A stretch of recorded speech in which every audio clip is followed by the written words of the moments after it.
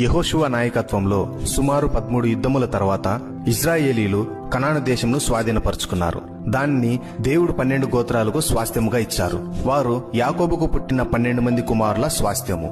ఈ యాకోబు కుమారులు రూబేను, షిమ్యోను, లేవి, యూదా, ఇస్సాకారు, జెబూలూను, దాను, నఫ్తాలి, గాదు, అషేరు, బెన్యామీను, యోసేపు.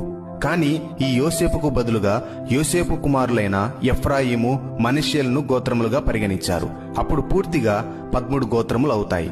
అందులో దేవుడు లేవి గోత్రములకు స్వాస్థ్యం ఇవ్వలేదు గనుక దేవుడు కనాను దేశమును 12 గోత్రములకు స్వాస్థ్యముగా ఇచ్చారు. ఈ 12 గోత్రాల స్వాస్థ్యమును కనాను దేశములో చూస్తే యూదా, షిమ్యోను, దాను, బెన్యామీను, ఎఫ్రాయిము, రూబేను, గాదు, మనష్షే, ఇస్సాకారు, జెబూలూను, ఆషేరు, నఫ్తాలి.